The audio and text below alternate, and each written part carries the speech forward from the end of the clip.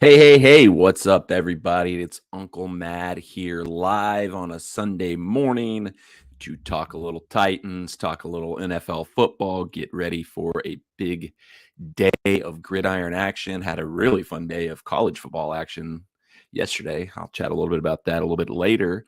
But let's get right into it. We've got the Tennessee Titans playing host to the Indianapolis Colts today at Nissan Stadium. I will be there live, so you can expect a live game day vlog to pop up on the channel tomorrow. So before we get to that, subscribe, turn the bell on for notifications so you make sure you see that video when it goes live tomorrow.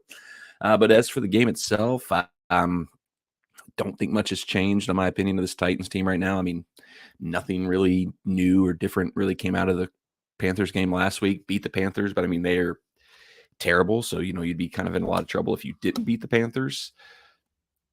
Wasn't really an impressive game from the Titans last week, but it almost felt like I was telling my buddy yesterday, I think it almost felt like a preseason game, especially the second half. It felt like the Titans just came to the conclusion that there was nothing they could do to lose that game. So they just completely took their foot off the gas, just completely went into like autopilot. Let's just get out of here without any injuries. Let's not do any kind of crazy over the top plays that could end up killing us. Let's just play super conservative, get out of here with a win. And that's what they did. If there was one kind of new wrinkle that came out of the game, we started rookie 6th-round pick Jalen Duncan at left tackle. Didn't really, knock it out of the park in the game, but he wasn't just a revolving door, letting the pass rush run right by him the way everybody else we've put at left tackle has been this season and last season too. So that's a positive. You can maybe build on that. I don't know that I would be confident. Like, I'm not like he didn't do anything to the point where you're like, finally, the left tackle conundrum is solved. Our left tackle for the future is Jalen Duncan, but he did enough that you can at least see him being a useful player going forward. So, can he play left tackle for the rest of this season? Probably. Is he a potential option long-term to maybe start at right tackle? I think that's probably a more likely scenario. Is he a good backup swing type tackle to have on the roster? I think that you can, one game, small sample size, so maybe you really can't say anything, but I definitely feel like from what we've seen of other offensive linemen we've thrown out there so far over the last 2 years, he's definitely the one where you would sit and say, I'm comfortable having him on the roster. If he has to play, it may not be a complete disaster. So that's a positive, and that's really, at this point in the season, what the Titans need. They need to find these little positive, these little things that they can build on for the future, because there is a small window, and I feel like we're getting into the stupid, just why do you do this to yourself territory when I say this, but there is a small, tiny possibility that the Titans could make the playoffs still. The fact that the whole rest of the AFC is just in shambles outside of like the top 2 or 3 teams leaves everything kind of wide open. But just we've seen enough from the Titans to know they're not going to be able to put together, whatever it's going to take, like 6 straight wins to finish out the season and maybe get into the playoffs. So we know that's not going to happen. But we can just build on what we've had, these little positives that we had so far. Jalen Duncan looking like a passable player. Will Levis possibly looking like, the guy for the future. Tajay Spears looking like a really dangerous weapon that we can maybe exploit and build on and use more. Things like that. Treylon Burks is coming back this week. If we can get anything out of him, see any possible hope or sign of light from him, that would be huge. And that's really what the rest of the season's got to be about for the Titans, is just learning what you got, finding a few new spots, finding a few new positives that you can hopefully build on and come back stronger next season and really make a go of it next year. In terms of the game against the Colts, they're in a strong position. I think they're currently in a playoff spot right now, which is kind of shocking considering, everything that went on with them this offseason, the holdout from Jonathan Taylor, Jim Irsay, and having a war of words with him in the media, drafting kind of the unknown in Anthony Richardson, and then him almost immediately getting knocked out for the season by the Titans. It was in the Titans game that he was lost for the rest of the season. And now they've got Gardner Minshew in, but they've just been chugging along, playing solid defense, running the ball well, just, doing little things. Like, they're kind of the opposite of what the Titans have done. They've just been sort of efficient, sort of not dumb, and doing just enough to get wins, get results, win games. But, the Titans matched up well with them, had a chance to win the first game, just couldn't put anything together on the last drive of the game when we had a chance to drive down and win it. It is Gardner Minshew, for whatever reason, seems to be Titan kryptonite. Like, he has killed us at Jacksonville. He's killed us now with the Colts. I think he even played in that Eagles game last year and probably made us look stupid when we were already getting blown out a little bit. But Jonathan Taylor is out again, but Zach Moss torched us in the first game. So the run defense has looked better since then. It's looked more like what you'd expect the Titans' run defense to look like. So if we can contain that, if we can put the ball in Gardner Minshew's hands, I like our chances. If we can especially we can get a pass rush continuing to go like we did last week. I think their offensive line is probably definitely a lot better than the Panthers' offensive line was. So don't know that we're going to see a continued momentum from Arden Key, but if we can keep getting him, Autry, and Simmons in the backfield, make Minshew make decisions, make Minshew make mistakes, this game's there to win.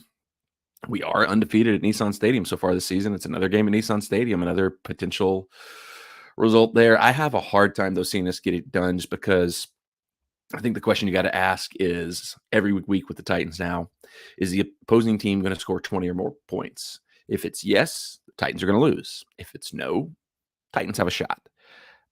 I think the Colts probably put up at least 20 points in this game. I don't think the Titans on the other side can put up 20 points, so I don't see how the Titans can win unless this is like just the week they completely open up the offense and go nuts and show us a bunch of stuff that they just have not shown at any point this season, which, I kind of think they need to do. You're being protective of Will Levis. Obviously, you're trying to like slowly bring him along and work him through his paces. But at the same time, you gotta go a little bit further. You got to really see what you got in him. You got to really test the waters with him at some point this season before you can fully 100% go all in and say, hey, this is the guy. He's looked good. He's looked solid. He's shown flashes, but I think at some point in time, they got to take the training wheels off and really, really test him and see what he's got. And maybe this is the week to do that because it's home game, division rival, legit last little shred of hope that you maybe can stay in the playoff hunt. If you can win this game, I say go for it, but it doesn't seem likely at this point. So I would say, if I'm going to give a score prediction here, I would say 24-13 Colts. There's your score prediction for Titans Colts. Now, as we do, let's go through the rest of the NFL. Let's do my power rankings real quick first. I don't know when the last time I updated this. I think I updated it after last week. So this wouldn't include the Thursday night game, which I don't think really would have changed anything because it was just, Dallas, Seattle didn't really add any new insights into anything there. So let's go through here. This is my power rankings updated. Number 1, still the Eagles. Number 2, I've got the Ravens all the way up. Number 2, 3, 49ers. 4, Chiefs. 5, Cowboys. 6, Jaguars. 7, the Lions. 8, the Texans. Lions, 8, the Texans. Get it? 9, Dolphins. 10, Bills. 11, Broncos. 12, Browns. 13, Vikings. 14, Bengals. 15, Seahawks.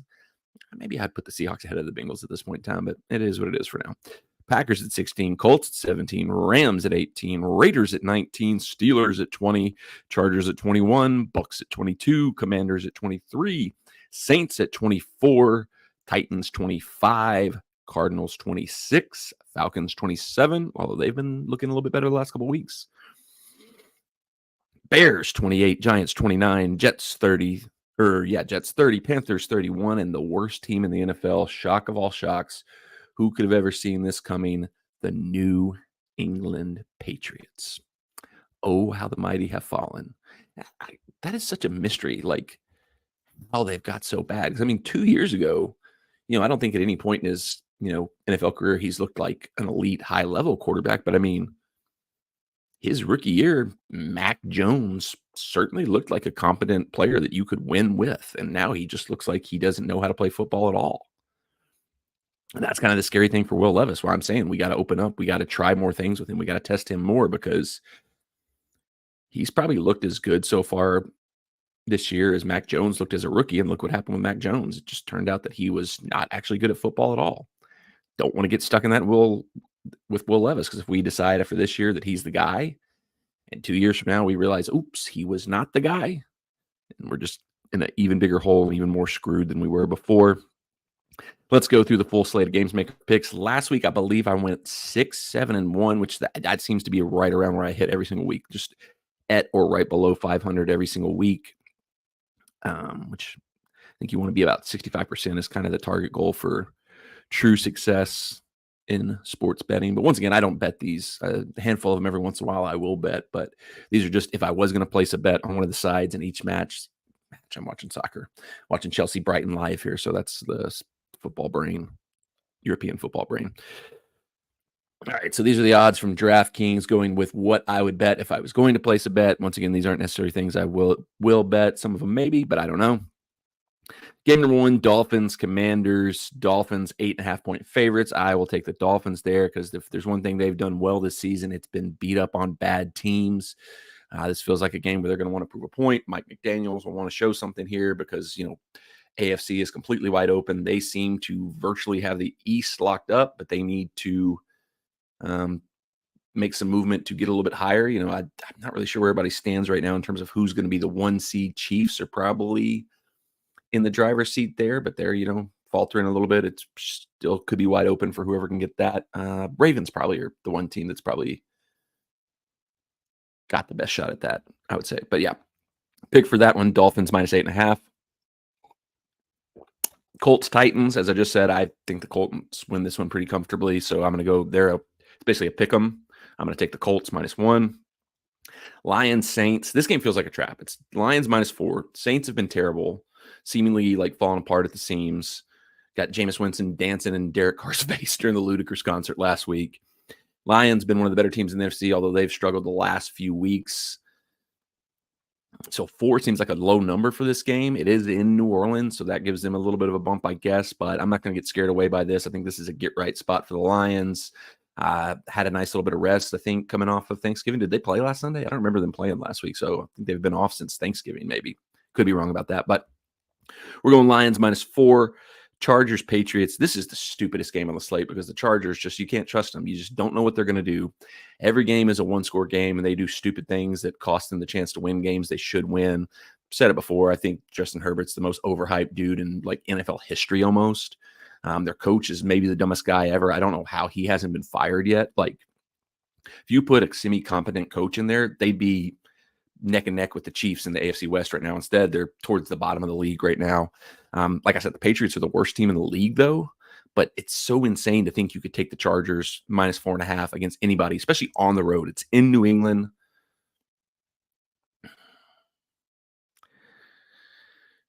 Bill Belichick is such a smarter coach than Brandon Staley. I don't know how I'm going to do this after talking about how bad the Patriots are, but I'm taking the Patriots +4.5 there just because the Chargers, what are we doing there?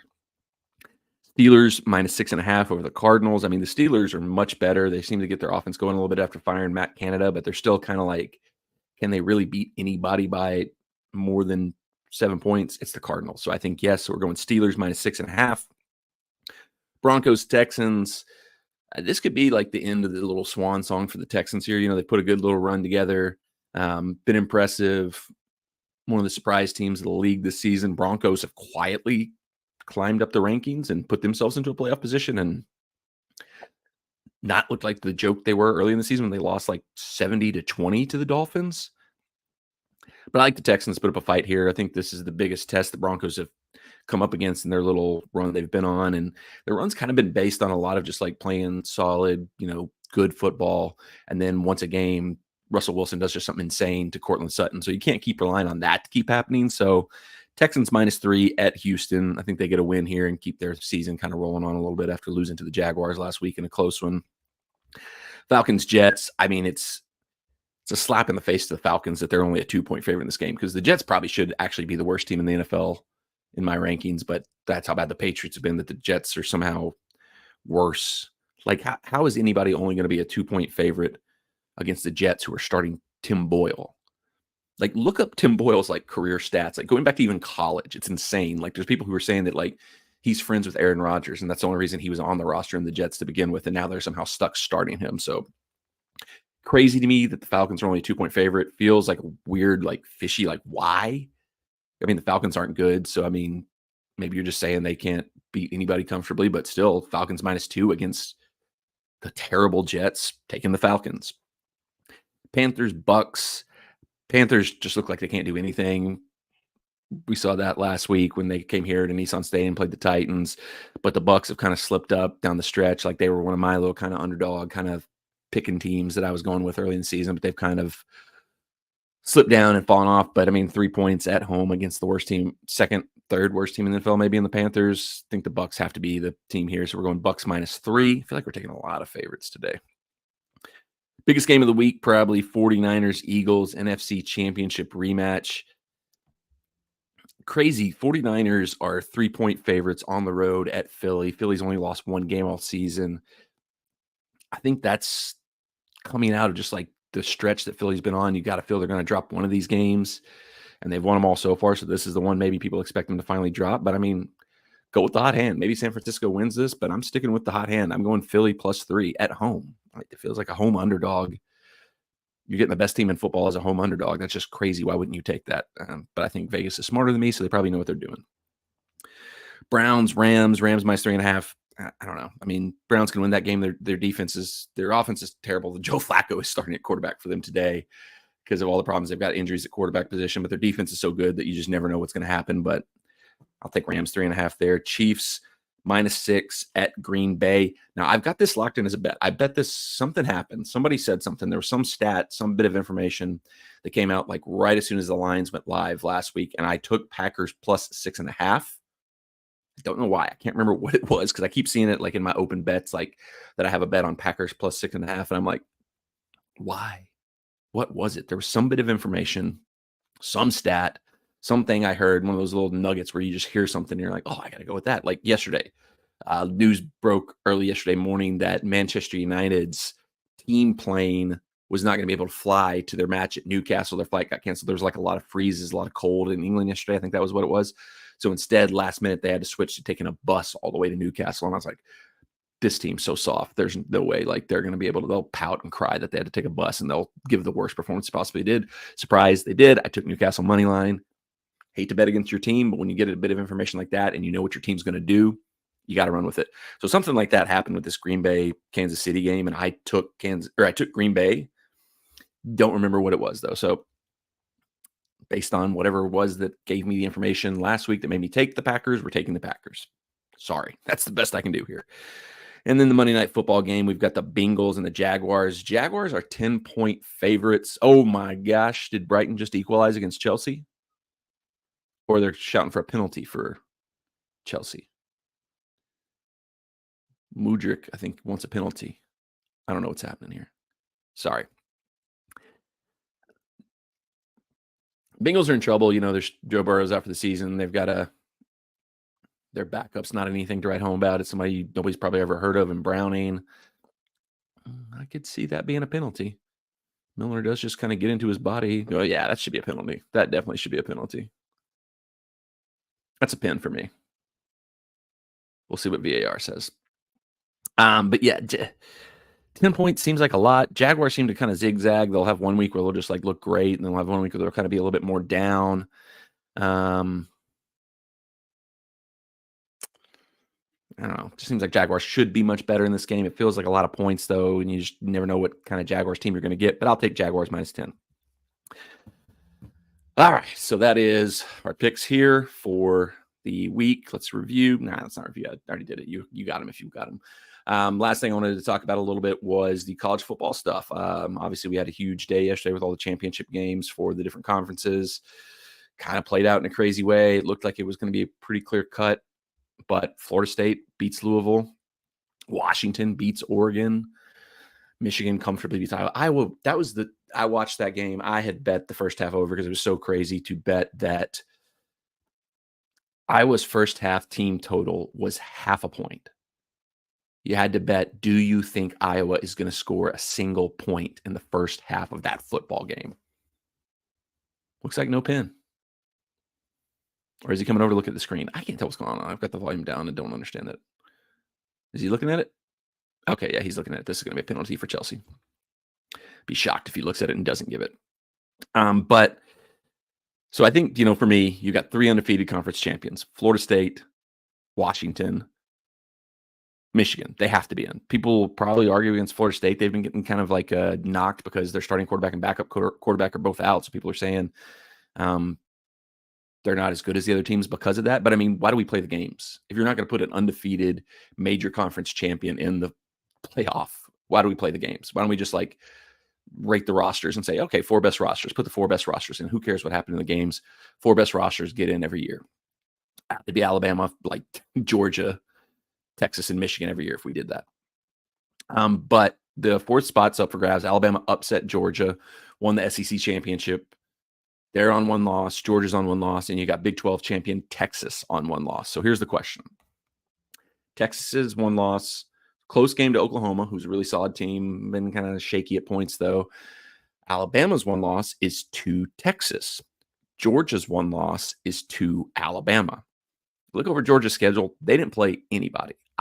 Georgia's out to me. There's no way they should be in. I mean, they were number one in the rankings, so the idea of them falling all the way out of the top four is crazy. But if we just look at the games, we look at what happened, Georgia didn't beat anybody that's impressive enough to get a spot in the championship game. If they go in, it's based on like track record, the fact that they're the back-to-back national champions, were unbeaten up until they played Alabama yesterday. So if they get on, it's on past success, not actual on the field success from this current season. So to me, they should be out. You make a case for Alabama. The only case you can make for Alabama is winning the SEC a bigger achievement than winning the Big 12, because you've got, Texas won the Big 12, beat Alabama. So just once again, purely by the games played, Texas beat Alabama. Here we go. We got Enzo taking the penalty. These go all over the place sometimes when I'm watching something while I'm also talking. Enzo takes, easy penalty. Chelsea up 3-1 on Brighton. Anyway, so just I don't see, unless they just feel like they have to get an SEC team in there, which like it is going to be crazy if there's a college football playoff without an SEC team in there, because we've, the SEC's completely dominated the college football landscape for the last, decade. So to go to a playoff, the last 14 playoff before we expanded 12 next year, and not have an SEC team in there is crazy to think about. But to me, that's how it should be. I think Texas should be in because they beat Alabama. Alabama beat Georgia, so that should knock Georgia back behind Alabama. Alabama should be behind Texas. Texas should be in. So my four would be Michigan number 1, Washington number 2, Florida State number 3, and Texas number 4. You could maybe switch Florida State and Texas. You could maybe go Texas 3, Florida State 4. That may be the one thing I'd switch, but those are what the heck was that? Oh, my screen time's in. That would be my 4. That would be my picks for the college football playoffs. Who should be in? It just feels crazy to think that an SEC team wouldn't get in. It feels crazy to think that Georgia would drop all the way from number 1 to completely out of the top 4, because you rarely see a team fall that far, especially a one-loss team. But why do we play the games if the teams that won the games that should count don't get in? I don't know. It's going to be really interesting. I think it's like 11 o'clock local time, noon local time is when they announce it. So we'll know pretty early today what the playoffs going to look like. It's going to be very interesting moving forward after this year, because you're going to go to 12 teams. You maybe won't have as high stakes in some of these championship games. It'll be more for teams playing for a bye, teams playing for home field in the first round type thing. You'll still have the teams that finish like 13 through 15 crying and complaining, oh, we should have been in, we should have been in, we should have been in. So there'll still be a little bit of intrigue, next year also, because it's going to be insane with all the conference expansion that's also happening next year. College football is going to be so different next year. No more Pac-12, no more SEC on CBS, Oklahoma and Texas in the SEC, USC and UCLA and the Big Ten, all the other movement. It's going to be insane. It's been fun to have this last kind of like season of the way we knew things, but we'll see what happens with the predictions, with who goes in, what the final top 4 is. You've got my thoughts. You've got my picks for the NFL weekend. You've got my picks for the Titans versus Colts. I think we've done all the damage we can here. Oh, MLS. I was 50-50 on my picks. I said we'd get Houston, and I said we'd get Columbus. Columbus won, and it kind of went how I thought it was going to be, where Cincinnati gave everything they had, but they were just a little bit short. They had that last little bit of whatever you have to get to be a championship level team that they just couldn't quite get. Columbus, with the experience, kind of was able to push it over the top there. And the other one, like I said in the preview, if you watch my preview for that, I mostly said Houston based on vibes, just because I felt like they had good vibes, good momentum coming off, like, their good run in the playoffs, their good run in the U.S. Open Cup. But LAFC, roster-wise, talent-wise, are just so clearly ahead of probably every other roster in the MLS that they probably, should have been the pick. But I was liking the vibes. I was liking the vibes from Houston, so I went with them. But now we got LAFC and Columbus Crew, black and gold versus black and gold in the MLS Cup final next Saturday, I believe. I'll probably share a prediction for that a little closer. I'll probably do my usual Friday night live stream next week, and I'll talk about the MLS Cup final then. But yeah, that's all we got for this morning. Thanks for jumping on. If you did, if you're watching the replay, thanks for doing that as well. Feel free to follow or fade all my picks because I'll probably go 50-50. So pick out the ones that I'm going to lose and fade those, and then follow the ones that like the 5 or 6 that I'm going to get right. That'd be my advice to you. Thanks for watching. As always, subscribe to the channel if you've not done so already, and turn the bell on for notifications so you never miss an update. Until the next time we have a video out, which will be tomorrow with the Titans game day vlog. Enjoy your life. Happy holidays. Merry Christmas.